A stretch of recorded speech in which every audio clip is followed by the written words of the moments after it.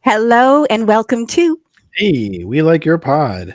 And we're going to tell you why. Hi, it's Dawn here, and I'm joined as always by my trusted partner, Matt Pickett. How was your week, Maddie? Pretty good week so far. Real busy. Just the grind of the summer continues definitely at work. But apart from that, the kids are enjoying their summer camp they're doing. Got swimming lessons every day, which they're super psyched about, and can't complain. It's been kind of hot, but whatever. We had a house guest over the course of the weekend. One of my wife's sisters, we call that a sister-in-law, visited, and she brought her partner, and they cooked some jerk food, not because they're jerks, but because he's from Jamaica originally. So there's some jerk chicken, some jerk shrimp that was crazy good, some other stuff that I don't remember what it's called, but it was like Caribbean food, and it was amazing. So we had a really good weekend. It was great. How are you doing? I am fantastic. That reminds me of once when I went to New York and I visited a family. I was with a friend and we went to this family's home, and I believe they were Jamaican, and they made us this amazing breakfast every day. And it was like fried plantains, which is almost like a banana, and all kinds of other yummies. And oh man, their food is so good. Yes. Okay, let me just ask you. So when is the summer grind going to be over, and when does school start for your kids? It's a very narrow window between those two things. We have, let me see here. Let me think real fast. Basically 3 weeks until school starts for the kids, which is way too soon. And as far as like getting all of my students enrolled and all that kind of stuff squared away, I think by then next week, I think I'm going to have as many done as will be done, because there's always like a group of students who are assigned to you that just never show up. We actually call that melt. There's a word for that. So minus the melt that's very likely on my caseload, I think I'm going to have them all done by the end of next week. So there'll be like this really narrow window before the school year actually starts. But that's summer. That's summer and advising. It's what it's like. So that's rough. So your summer picks up when most people's, at least in academia, when it's quieter for at least for the teachers. So for the faculty, they're starting to coast into stuff. And I mean, no shade to faculty. A lot of them do a lot of planning and work and research and whatever else in the summer. But it's constant busy work for us. Yeah, for sure. Yeah. Well, I'm doing okay. Tosh is holding her own. I talked with her specialist today over the phone. We kind of checked in together. She is eating her new food. And the vet wasn't super happy that I changed her food, but she's like, we have to get her to eat. So, so we had to go through all the ingredients. I got this food from Italy and it's super expensive. So I was like, please don't tell me to change my food again. Cause that's part of the problem. I mean, especially with cats with a GI problem. Changing their food is a really big deal. It can be really hard on them, which is something I just learned this last few months. But so she's a little worried, but a little bit of a worry, but we're going to give it a couple more weeks. I'm seeing some signs of improvement.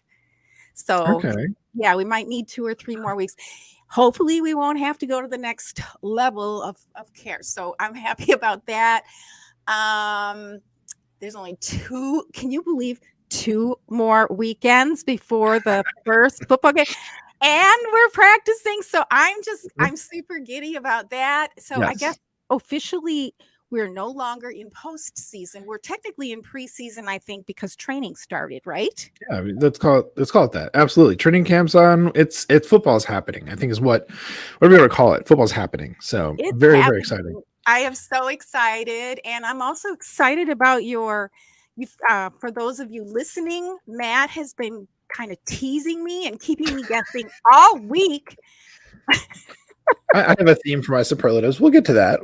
But yeah, I have a little theme. It goes along with the fact that we are now into basically football season. We'll get to it.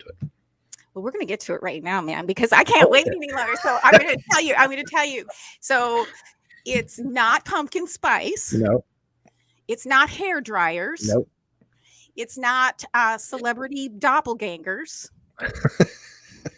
It's not Con Air. Okay, for those listening, and it's not Nicolas Cage. Those were all my guesses about what the theme was going to be. So, Maddie, the suspense is killing me. Yeah. Let's get to your superlatives. I want to hear. I'm dying. What was my hint? I think it was like, what do what was it? Cordell Patterson and Cher and a good stock portfolio have in common? Of course, what they have in common, Donna, is great returns. So this is my theme this week, is about returns and really great ones. So as the season is coming back and we're excited for it to be returning, we have all kinds of good things that come along with that, kind of, dragged in the wake of the NFL, behemoth getting into the water and getting moving, the giant ship that is football. So before I get into them, I do want to just do a quick shout out, though, to all of the dedicated beat writers who have been tweeting up a storm and will continue to do so through training camp. I have my, at work, on my phone kind of right in front of me, kind of perched against the monitor for my computer there at work. Mm-hmm. So as the notifications come across, they're kind of in my peripheral vision. I'm talking to a student, looking at them, the camera, and then I see it down there, glance down, what did Andy say? What did Bill say? So as always, I do have Bill Huber and Matt Schneidman. They have their notifications on. I added Andy Herman, friend of the show, for this period, and really glad I did. The three of them, it's everything. It's absolutely everything. And there are other reporters who do that too, but those three are definitely easily hands down my favorite three. So just shout out to all of the beat writers doing that stuff, but especially to those three guys, to Bill Huber, Matt Schneidman, and Andy Herman. Appreciate it, guys, keeping us all informed, because most of us can't be there. So really great. That's perfect. I second that. It's almost like you're at training camp when you watch with them. And I'm not on Twitter that much, but when I'm on, that's who I go to, and then I get off. So I can't do notifications because I wouldn't get anything done. I've had to turn all my notifications off. That's the tricky part. So if I'm really involved with the student and doing my job and paying attention, it'll be after the student appointment, okay, what do I miss? And get caught up really fast before the next student. So right. Yeah, shout out to those guys. Okay, so back to the superlatives. Okay. So first one is best return video edition. And this would be going out to Lombardi's Bar, which started back up for the season. I have very much missed them being on Wednesday nights. Of course, as you may recall, I got to actually meet those guys when they came down to do the Best Packers Bar in America show at Max Pizza Pub in Covington, across the river from me here in Cincinnati. And so just seeing them again, hearing, Jimmy and Todd bickered each other, hearing Dan try to keep the ship moving forward, and all the kind of craziness that goes with that. And plus, of course, all of the people putting comments in the chat. That is just so much fun. Big commenter in there myself. And I just love that show so much. So really, really happy that they're back. So happiest or best return video edition, Lombardi's Bar. Yay. Welcome back, Lombardi's Bar. I love it. I love it too. My goodness. I love it. That's a great theme too. Best return. Best return. All right. Best return audio edition, or you could say podcast version, goes to Packers Unscripted with Wes Hodkiewicz and Mike Spofford. Of course, they are the writers for thepackers.com for their website. They do so much work for them. And of course, in the off season, they get to take a little bit easier, or so it seems from, outside. Obviously, they're still working hard. But to have Packers Unscripted kind of firing back up, going to be coming at us regularly, I'm sure, is wonderful. Because though I think we don't talk about them a lot on the show, part of the reason why I don't bring up Wes and Mike as much is because everyone is already reading their stuff and watching their stuff and listening to their stuff. Y'all know about them, so I try to mention other people a lot, but I just got to say the quality of the work that Wes and Mike do it's always extremely high. And one of my favorite things about them is that they're never, ever, ever, ever throwing out hot takes. It's just this is what's happening. This is what could happen. Nothing too crazy. We're not going to go, pie in the sky stuff. We're just saying this is kind of what we're seeing. It's they're fans, which I do like. Because of course, a lot of the beat writers aren't fans. They're just writers who are writing about a thing.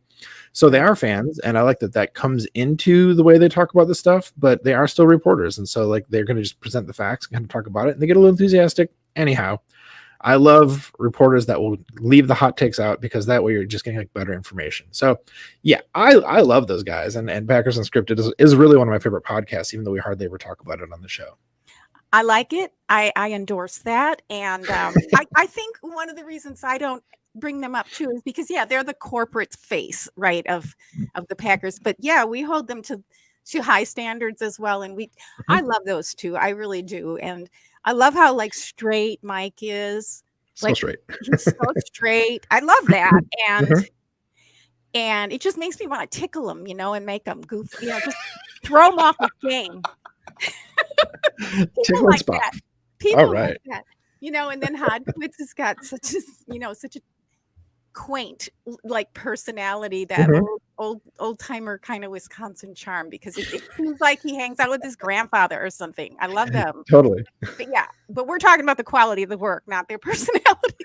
But You can't really separate those things, because True. that's like, if it was just like straight news and like no personality, like no one would care. They wouldn't listen. They wouldn't True. tune in for it. So no, I love their personalities. I love the way how they play off each other. There's the enthusiasm Wes has, like I said, that how straight Mike is. It's a good duo, a really good mix with their chemistry and everything. I think the other thing I want to mention about them, though, is that the haters will say that that they are like I mean, you said it without saying it, like they're as the corporate face of the corporation or whatever. Like, but the thing is, like they've said time and time again that they are journalists, and they're not going to just present like the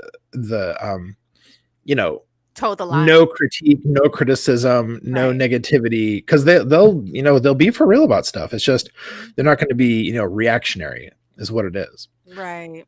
And I appreciate that. Yeah. They are journalists. They're very good and great writers, both of them. Mm-hmm. Yeah, absolutely. I wish I had more time. They offer a lot on Packers.com as far as like Mike will live stream our live chat during the game. Mm-hmm.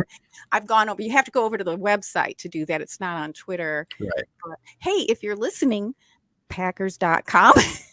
Maybe you could bring that over to Twitter, where we're all hanging out anyway, because then because sometimes I forget about it. And it's like, oh, I want to go and see the chat by Mike. Yeah. So, but it's really fun. It's really fun to feel like you're talking to somebody who's right there at the game when you can't be at the game. Very Absolutely. good. I like it. Yeah, and I mean, just as a side note, just you kind of mentioned like all the stuff they do. This isn't pertinent to this week, but just to throw this out there, one of my favorite things on Packers.com during the season is the weekly film breakdown that Mike does, the what you might have missed. Try to check that out every week. Always extra good insight and knowledge. Looking forward to that. Looking forward to that for the season. So, all right, so that was Best Return Podcast Edition, and so my Best Return Person Edition is my good friend Katie Sunderman, who is back on Twitter after a very, very good mental health, sort of like other reasons that I won't go into, hiatus away from Twitter. But I really feel like, first of all, she's a good friend of mine. So like really happy that she's kind of back in the comments and in the mix. But apart from that, I think everyone on Packers Twitter knows her and loves her. She's such a wonderful contributor, such wonderful energy, and just a great person. So just having her back in the community, in the mix, it just makes me so happy. So welcome back, Katie. I'm so happy you're back with us. Welcome back, Katie. Yeah, that was a great it was like a homecoming or something like that. It was. But yeah, that's a great. I love that theme, Maddie. Good job. I love every one of those superlatives. So, Don, what do you have this week for us? Well, what do I have? Here comes the glasses. It got serious up in here. Okay. First superlative is the most keyed up, and I'm talking about how keyed up I felt. So I got the most keyed up. I mean, we're getting closer. We're getting closer to the first game. Of course, it's the season and all that. But I wasn't. I mean, I've been counting down all summer. I've been mentioning it on the show every week. It's this many more weeks till football. But I wasn't actually feeling it until Tim Backus, friend of the show and of Cheesehead TV, he put his survey up, his annual survey up. What are you most excited about for the upcoming season? So I started filling out. It's a Google form, so I think there's still time to fill it out because he wants as much feedback as possible. Yeah. And the link will be under the show notes. Or you can ask us for it if you didn't see it. But so it's just a list of questions. It's real quick to fill it out. And I looked back at what he wrote for 2021 too, and it was really fun. So yeah, so he he tallies the votes and the answers, and he posts those on Cheesehead TV. It'll probably be early August that he'll be posting those. So yeah, so even though I was counting down, once I filled out this survey, I really hadn't felt those butterflies in my stomach. But I mean, I had butterflies in my stomach just from doing the survey, and I really got keyed up. So thank you, Tim, for that. It's now I'm like, now I'm ready. Now I'm excited. I'm just really jazzed. Don, he actually posted the results today. Oh, are they up? Yeah, I didn't see this until like just now. I was gonna go like find the link. I was gonna open up the questions so we can kind of talk through them for a second. Oh yeah. But yeah. Do you want to talk through the questions? See kind of what you said about them? Sure. All right. Well, go ahead. You have the questions up? I have them ready. I have them in front of me. Yeah. Okay, I'm ready. Okay, so the first one, on a scale of 1 to 10, 1 being this team is going to be a disaster, and 10 being we're the team to beat in the NFL, how good do you feel about the Packers team heading into training camp? So 1 to 10, what do you think? I think I put an 8. I put a 9. Yeah, and so 8 was the biggest one. I got 42.2% of the votes.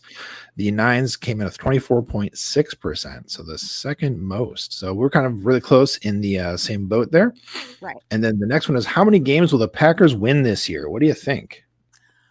I think I put 12.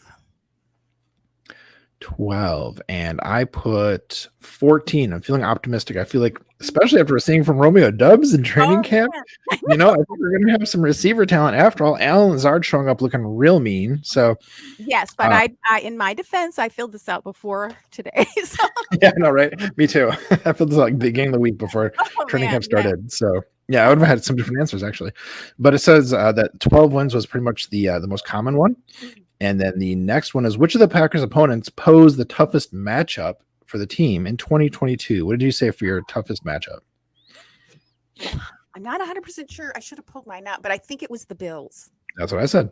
Absolutely. I mean, I think the Bills are pretty much the best team in the AFC right now. So absolutely the hardest team we're going to face. That's definitely where I'm at with that. I can't remember if I put that for that. Okay, there's some other I might have mixed it up, but yeah, go ahead. What's the next one? Next one is, how far will the Packers go this year? We got, they won't make the playoffs. That's preposterous. They'll lose in the wild card round. They'll lose in the divisional playoffs. They'll lose in the conference championships. Please don't let that happen again. They'll lose the Super Bowl, or they'll win the Super Bowl. I think I said they'll lose the Super Bowl. I said that, or win. I know. I had a hard time with it. Yeah. As it turns out, more than half the people did say that they think the Packers will win the Super Bowl. Yay! How about that? Okay, this next one's ridiculous. Will the Packers win the NFC North in 2022? I mean, barring like a catastrophic like event, like Aaron Rodgers, going out on IR or worse, they're going to win the NFC North. Like, yeah. Yes. And in fact, 97.7% of the respondents said yes. Yes, I would hope so. That one. There was a follow-up question, which was the if no, who will win the North? Almost everyone said the Vikings, which I think is fair. Right. Where will the Packers offense rank in 2022? Top 10, middle tier 11 to 20, or 21 to 32 for the offense? What'd you say for that? Oh gosh. 1 to 10 for sure. I said 1 to 10, but I was a little like, well, I don't know. It's hard to say for sure. It kind of comes down to the receivers and how well the O-line can block for the, for the running backs. I felt like I had to say 1 to 10 because we have Rodgers. I mean, yeah. That's ultimately, yeah, totally. And then for the defense, same tiers. What did you have for that? Yeah, 1 to 10 for sure. Oh, yeah, I think top 5, probably top 3, if not top 1. Could happen. That one was a little easier to answer because I think even if we were 10th in the offense, I don't think we're going to be necessarily number 1, but no. I think we're going to be above 10. So totally, for sure on defense. Yeah.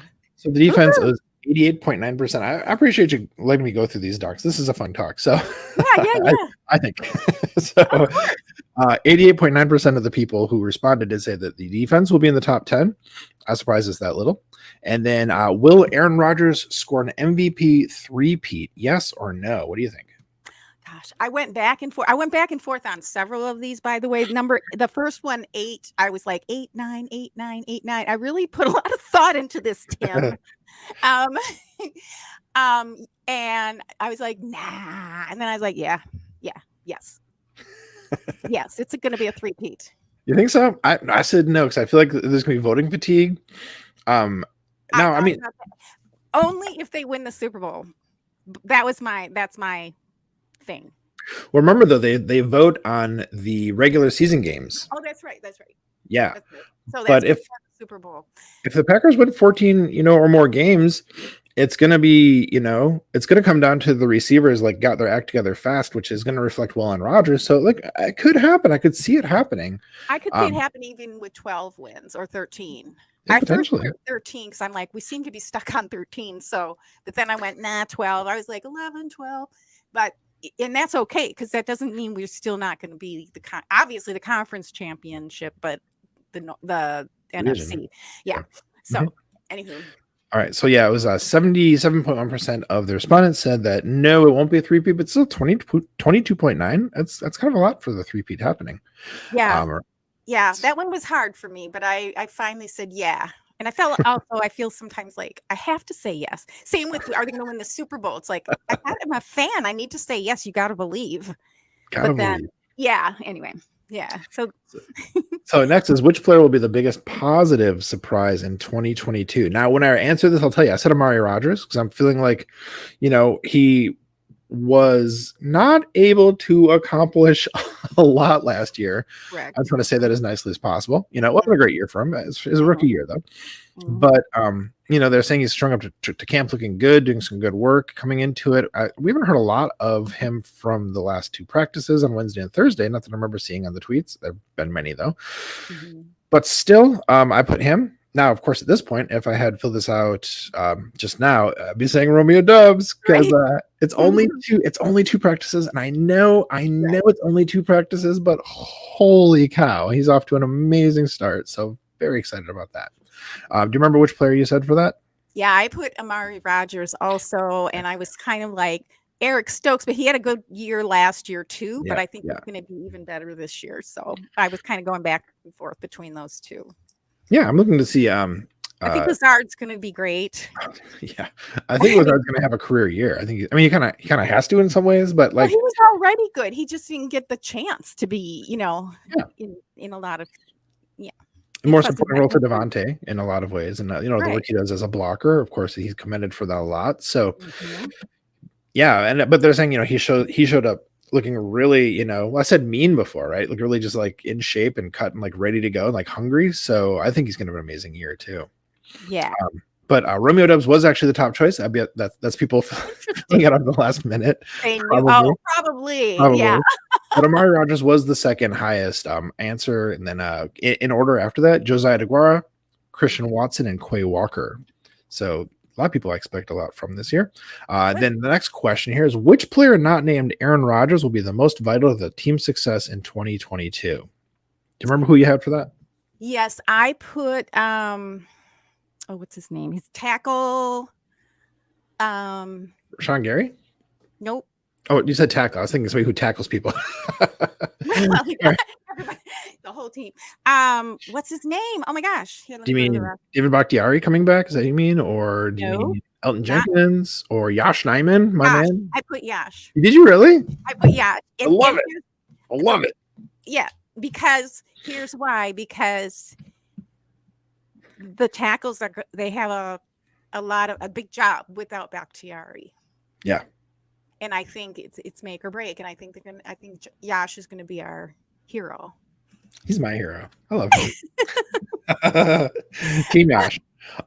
For me, I said AJ Dillon because I feel like for the offense to really work, we have to have such an amazing, ground game. And AJ Dillon is going to be such an important part of that. I mean, obviously, so is Aaron Jones, obviously. But I think with what AJ Dillon was showing in the passing game as well, down the stretch last year, I think he's going to be such a monster this year. And I think that if he's really, really good and stays healthy and all that kind of stuff, will be hard to beat, Did you see him on that little bike today? With the kid? I mean, you don't realize how big they are because when they're all next to one another, but then when they're next to a little kid on a little kid's bike. Yeah. It was like one of those superhero movies, one of those what you call it movies. Like anyway, yeah, huge. My goodness. Well, like there's that picture from last season of him standing next to Aaron Jones on the sideline, and he's like Yes. twice as big as Aaron Jones. I know. Yeah, that guy's massive. Just big Good mountain of a choice. man. So Yeah. the top answers for this were in order from 1 to 5. Rashawn Gary was actually the first one, and then Aaron Jones, Jair Alexander, David Bakhtiari coming in at number 4, and then AJ Dillon, my pick, at number 5. Interesting. And No, yeah. So I was like an outlier with Yash. We'll see. We'll see. yeah, I hope you're right. That'd be so awesome. And there were just a couple more questions then. So what is your Super Bowl matchup? So if it is the Packers, who do you think is going to be up against them? I can't remember what I said. Did I say the Bills? Are they AFC? Yeah. I think I said the Bills. That's what I said too. Yeah. Yeah. And that's Tim said that the overwhelming majority of responses saw the Packers taking on the Bills in this year's Super Bowl. So there you go. There's a great collection of what are people most looking forward to about the season. He actually used mine. It's funny. He used yours too. Butterflies in my stomach, new helmets. That's what you said. Yeah. Mine are next year's. So I said, this is funny. I said Aaron Rodgers going off, but I meant to put Amari Rogers. I thought I did. I'm going to see Amari Rogers go off. If I put Aaron Rodgers, he's going to go off regardless, whatever. So, stupid spell check. It was probably a spell check thing. It could have been actually. Yeah. That's an easy one to. Oh well. I know the AI knows who Aaron Rodgers is, but Amari Rogers is not yet known by the machines. So that's right. That could be. Keep up. Woo. All right, that was a huge detour. Thanks for playing along there, Dawn. So of course, by all means, we like to freestyle here. Shout out to Tim for making that fun discussion and for putting that stuff out there. Yes, most great guy. Up. You got me keyed up, Tim. It's your fault. So tonight I am also, as one of my superlatives, and I do have some bonuses tonight if we don't run out of time. Tonight I'm bringing you another episode of Fraternizing with the Enemy. And this time is most humiliating. Kyler Murray's 4-hour homework clause. What the? Wow. Yeah, that is. No one looks good. And no one looks good at the end of that one. Can you even? So for those of you listening who don't know, you probably do, but Kyler Murray has been trying to get his contract done with the Cardinals quarterback, in case you don't know it. And he finally got it done. And then a couple days later, there was some leaks about the language in his contract, which was actually unprecedented. And it kind of implies that this issue has been a problem with him doing his homework. And the thing is, this clause has teeth. It really has teeth. He could lose a ton of money if he doesn't comply. And to me, I wrote down my thoughts it feels to me more like I will do my homework 100 times on a chalkboard. Poor guy. Anyway, so if the team can prove that Murray isn't living up to the specific part of the deal, Murray would be in default of his contract, thus jeopardizing his guaranteed salary somewhere between $105 and $160 million. Wow. Spank, little Kyler. A poor guy. I'm sorry. And if you're interested, there'll be a link to the Sports Illustrated. This one is the Arizona Free Press article that I picked that up with. But wow, how embarrassing. Yeah. Well, I feel like it's embarrassing for the team too, for that to come out like that. That's a weird thing to put in somebody's contract. And I feel like so weird. No one looks good about that. And, he came out today, like kind of saying like, oh, of course I was prepared. Like, how could I not? Football's really hard. It's like, I don't know, man. They put that in there for a reason. That wasn't just like some, throwaway thing. Like that's a weird clause. And I'm sure that, like they put it there for a reason. So. Yes. Yeah. They wouldn't just willy-nilly put that in. And it wasn't a surprise. This was a negotiated contract. Yeah. I mean, who knows how much they fought about that too. That's the point. Yeah. Okay, so I have one more non-NFL since we're still in the preseason. I figured I'd pull out one or two more before we get started on football. And I might continue doing that. Who knows? You never know with me. So this is the weirdest. And this is from the New Scientist publication. It was a thread on Twitter, so it makes it really easy to break down this pretty interesting article with pretty interesting pictures from space. So they said from planets made of diamond to gigantic cosmic blobs, the universe is home to all manner of strange and spectacular phenomena. So from this thread of the 10 weirdest things in the universe, my top 3 are: number 1, our own solar system with its strange configuration and formation history is actually a cosmic oddity. In other words, there are other solar systems, but they don't look anything like ours. We're the weirdos. Really? Yes. That's shocking. I am shocked. Yeah, in the whole, there's more to it than that, but yeah, and so there'll be a link to the New Scientist article. It was fantastic. Number 2, another bizarre planet called 55 Cancri E. It's like cancer, so CANCR. It's Latin. It's believed to have mountains made of diamonds. Oh, wow. Real diamonds, Michael. I was like, I had a week of people that annoyed me. And I was like, I could go there and I could live alone and just have all the diamonds I want. And I would be perfectly happy and never see another human again. I was actually fantasizing about that. Mountains made of diamonds. Okay. And then the third one is neutron stars. Neutron stars are a kind of star. And as we know, the sun is a star. But neutron stars are the densest and at least as heavy as the sun, but all their mass is packed into a sphere around 10 kilometers across. Oh, wow. That's only 6 miles. And they're heavier than the sun. Now, the sun, our sun, is not the biggest star, but our sun is, the diameter is 864,000 miles. So compared to 6 miles, and it's heavier. So it kind of caught my eye because of the 10K, and I do 10Ks, and I was like, that's really small. Like, that's really, you can practically see 6 miles, like if it's unobstructed. So those are my top 3. Yeah. That was a super, super fun, random thing that came across my feed, but weirdest. Okay, my bonus superlative is, I don't know if this is the right word. I'm going to say worst body language, but I'm going to call it most deflating in the terms of the way it made me feel, body language, and probably the way it made him feel as well. Yeah. And that's our David Bakhtiari yesterday when he spoke about his injury and nightmare that he's living, having had now 3 surgeries. And I feel terrible about it for him personally. Of course, I feel terrible for our team. But one of the things, because I've mentioned on this show before, I watch a show called the Behavior Panel. It's all about body language. And so I'm beginning to like really learn and spot things. And as David was talking about things where he was answering with an affirmative, where just how I did that naturally when I said affirmative, I nodded up and down with my head like yes. He was nodding no. Shaking his head. Shaking his head no. Now, I don't know if that's just his nature. And like people do have baseline body languages and things like that. So I'm not saying I'm a body language expert. When I was watching him, I watched it like 3 times and I'm like, he's shaking his head no on some of this.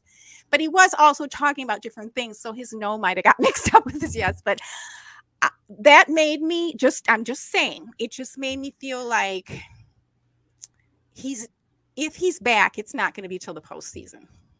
Oh God. That long? Oh God. That's what I'm just going to say. I'm putting my prediction out there. But it's better for him. I hope he's back. This is I mean, better than retiring. That's for sure. I hope that, and not just for us and as fans and not for the team, but I mean for him, because like 100%.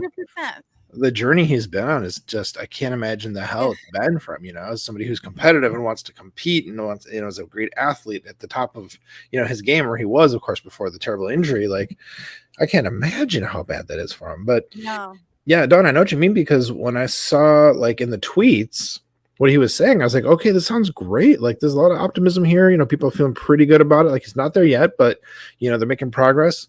So I read that stuff. I was feeling good about it during the day. Then I was kind of flipping through stuff, last night and came across like a video, of him. And I didn't have the sound because I never have the sound on my phone. And I was like, whoa, this looks bad. What's he talking about? He's shaking his head and he looks just kind of like right. not okay. And I was like, wait a minute, let me just listen to this. And I was like, oh, the words that I was seeing quoted are coming with, like you said, this body language. Right. Concerned. Right. Very concerned. Right. Very concerned. Yeah. And the body language experts also do say that sometimes, like, go ahead and watch this video again without the sound on. Just watch the body language and see, or do that first, So that's interesting. You had that experience. And this is no shade to David Bakhtiari. This is just, he's got to say what he's got to say, but it just, it may have been nothing more than him just shaking his head because it is a nightmare that he's living. It may not be that he's trying to be deceitful or deceive himself. Obviously, he's going to try and think positively and keep working through it. But it just, to me, helped me. Like Dusty has said, it's like he's not sounding the alarm bells, but he's not expecting him back until the later part of the season and that kind of thing. He's not panicking. To me, that's panic level, by the way, if he's not there. But we're okay, we'll be okay. We're counting on you, Yash. Oh man, and whoever needs to protect Aaron Rodgers, but we have a team. I mean, it's not just a bunch of single players, so I feel like it's going to come together, and I felt really bad for David Bakhtiari, and I've been feeling badly for him. So yeah, but he did also mention that there is more to it than the torn ACL. They found something else, and I was like, he said that he's past the ACL. Like the ACL is not the problem at all, which is like, okay, well, that's actually good news, but there's something different. I know it could. And I'm like, what else could it be? And so I was kind of researching that. And it's like, well, they can find fractures, they can find tears, they can find this, they can find that. So yeah. Anyway, hopefully they'll get it together and he'll be okay. And he's a big guy. So there's a lot of weight on those knees. And so it's going to take a little longer than somebody, who's pint size. So. Yep. Yeah. Good vibes to 69. That's a funny sentence. How about fingers crossed for 69? No, I could say that again. 69, we love you. Let's just say, hey, David Bakhtiari, hope we get to see you back in the green and gold on the field in at least close to top form. So we miss you. Yeah. In short order. Absolutely, Manny. Yep. Well, that's great. And one of these days, maybe next week we can play bingo. Oh yeah. Let's do that. We have to do a bingo game, and there was something else we were going to do. I forgot what it was, but doing an expanded top 20, perhaps, for talking about different content producers. Yes, I think we should get to that at some point for sure. I think let the initial 10 that you and Joey and Big B so wonderfully put together. I think let that marinate for a while. You know what I mean? Like let that be the word on it. Have its time, but we will get to that at some point because of course we just love talking about content creators, and we got 10 more for you. We've got 20, 30, 40 more for you. We just can't stop talking about them. We love them. So yes, awesome. Yeah, I like that idea. I like that. So next week we're having superlatives and Packer bingo, and that's going to help us get to know our new team a little bit better. Yeah, especially the new people. That's going to be, you could do like a really hard one actually, Don, with like some of the deep cuts, people who might not even be around, for the 53. That might be, you can make it really hard. That'd be very hard. Because right now the bingo game that I have set up, and by the way, you can grab a free copy of that. And if you need help with it, just message us. There'll be links under the show notes. But right now I have all 90 on there. Ooh. Yeah. Woohoo. Yeah. So it makes for lots and lots of bingo games because you're not going to get through, all the iterations of how that could play out. Very cool. All right, Don. Yeah. So any last thoughts? No, just, it's just so exciting. It's just so exciting. Even though it's just like practice, just to see like the little videos, hear about what's happening, press conferences like every day with, the coach and like other people, like And it's so weird too now seeing the the press people huddled around the players in the locker room, like kind I of know. one more step closer to actual normalcy as we used to know it. Right. But also at the same time, I really like the players and the coaches being like in the Zoom room, or like in the actual press room, because it made it easier to see like who was asking questions, especially initially during the pandemic, when they'd be like, Aaron Negler, Cheesehead TV, and then he'd have to Right. ask the question, so like you knew who it was who was talking. And I know that Joey, if you're listening, I think you and I are two of the people who are more keyed into that, because I know that we both geek out in the same ways about those beat writers. So I kind of miss that, but at the same time, it is really cool seeing kind of things being more like we were used to back in the day. Yeah. There are definitely some real advantages to Zoom. One of the things I thought we could do for a show is all the things that we benefited by from the pandemic, because I was thinking about 5 different things to do. That's another one. It's like the pandemic gave us more clarity on who was asking what questions, and we got to know the names of the report and the voices, really, of the reporters too. Yeah, you can pick out Domofsky's voice in a crowd now, right? That's right. Exactly. Totally. That's right. Steve McGargy could show up at my door put a blindfold on me, and be like, who is this? Or I can't do his voice. I'd be like, Steve McGargy, thanks for doing this, man. I would know in a second. Absolutely. All right, Don, I'll wrap it up here. So friends, of course, you'll find links in our show description for everyone we mentioned. So please check it out. Also, we'd love to have a chance to interview you and shout you out if you're a subscriber and a football fan. If you'd like to nominate someone to be a guest on our podcast, please let us know. Our DMs are open on all the social platforms. And folks, when you subscribe to our podcast, you help us to keep spreading the love in our community. And the best way to help this podcast grow is by sharing it with your friends and family. Yes, Maddie, that's right, because we love you.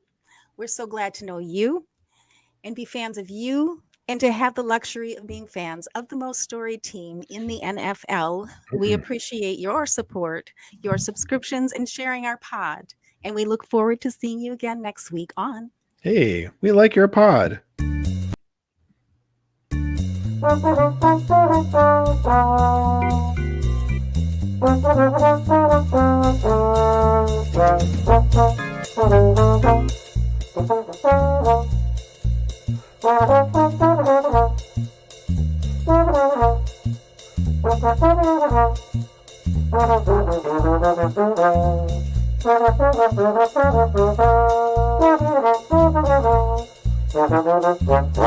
Football in general comes down to discipline and people owning their roles. And when you aren't disciplined or you go outside the scheme, bad stuff happens.